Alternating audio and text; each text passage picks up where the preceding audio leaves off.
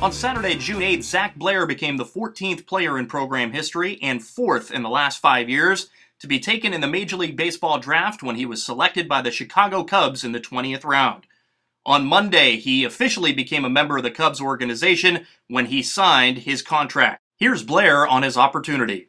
This is, like I've said, this is a dream come true. I've worked hard for this day, and sometimes, I didn't think it would happen, but, finally it did, and I'm just so thankful for all the people that have, crossed my path in my life, and my teammates, my coaches, my family, and just without them, none of this would be possible.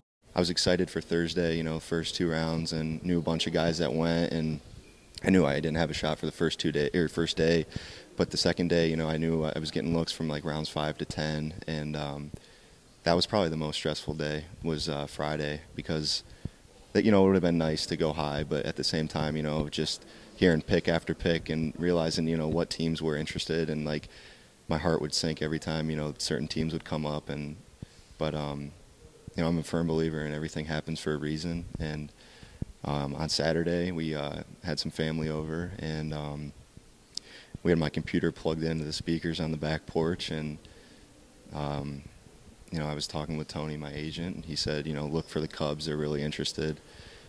He's thinking teens, but we're not sure yet. It could be before, most likely before round 25, and round 18, round 19 came around, then 20 came around, and they had the second pick in round 20, and they say, the Chicago Cubs select, Zak Blair from Mercyhurst, and I was just like, I was in shock, and I honestly think I still am, and I think it'll set in once I land in Arizona and realize that I'm actually getting paid to play the game I love. I leave Wednesday morning. I have to go to Mesa, Arizona. I report to minicamp for 2 weeks, and then I get shipped out to wherever they think I'm going to fit in best within the organization. Playing in the Cape, obviously it put me against the best competition in the country.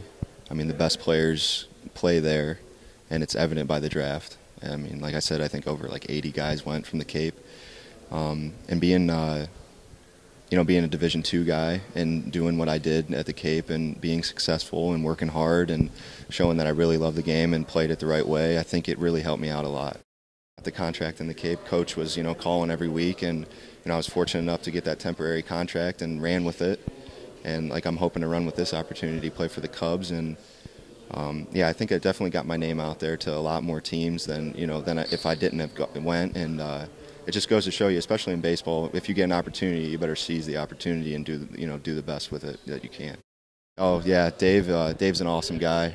He came up in the winter and tried to finish some of his classes, and I got a lot of insight from him. We worked out together, hit together, and his success has pushed me to even work even harder, because he goes to show you that it can happen. You can be in the big leagues, and you can be on SportsCenter top 10, and and he's definitely, his work ethic's off the charts, and I'd like to, he plays the game the right way too, and I'd like to model my game after him. And he's not only a great player, he's a great person, and I can't say enough about Dave. And he continues to be successful, and because he has worked hard and he's been persistent to the game, even though when he struggled through times, and if he keeps doing that, he's going to continue to be successful. And he's a great role model.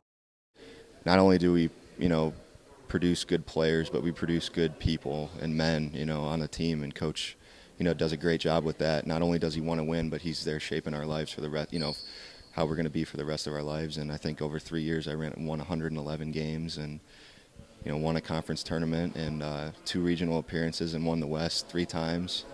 I can't say enough about what Coach has done, Coach Charlie Spano, and Coach Herman, Coach Stangroom, and everything they've done this year. I can't really put into words what I feel for Mercyhurst as a whole, Mercyhurst baseball, the coaches. It's just I'm just so thankful that coming from a Division I university and transferring here in 2011 for the 2011 season, it's just an honor to be a Mercyhurst alumni, and I'm so proud to call myself a Laker.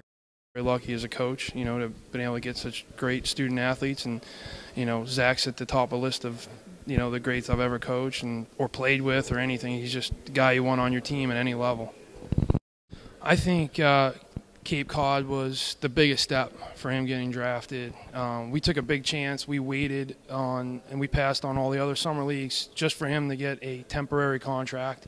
And it was just kind of a gut feeling that he and I both had that you couldn't tell him no, that if he went up there as a temporary player, I just knew they would like him. I knew he would be the first one at the field and the last one to leave. And, as it turned out, the original team didn't have a spot for him, but they liked him so much they made sure they found a spot for him somewhere else. And that's the kind of kid he is that, you just want to see him succeed. And, we owe, those guys at Harwich and Yarmouth Dennis a big thank you. And Zach took advantage of that opportunity.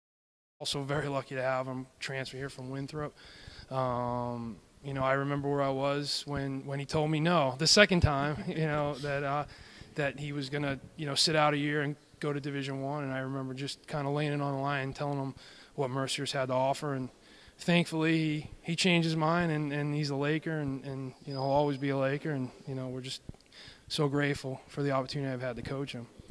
Billy and I were at the WPIL showcase in Pittsburgh, seeing potential student athletes that we've recruited a lot of kids out of the Whitfield League, and started to get some text buzz from some of the scouts just asking general questions about Zach and just date of birth and just certain things. And I started to get the feeling that something was going to happen. I got very distracted. I had to run in the car and plug my cell phone in so we can listen to the Major League Draft tracker. And I was lucky enough to actually hear his name called out, and it's always a big thrill. It's not something I ever really sit back and think about. I'm so caught up in the process. I mean, every day for the last 6 or 7 years, I'm either watching, MILB or now MLB.com. I'm watching David Lowe or Jamie Walzak or Steve Gr. Right away, I'm going to be following everything the Cubs do now, and whatever level Zach goes to, we're gonna have to buy that MILB package and listen to all the games or watch all the games and follow the box scores. So. We're invested in it. I'm very, very proud. I think it is great for the program and the university, but we get very wrapped up in it, and we become the teams and the guys' big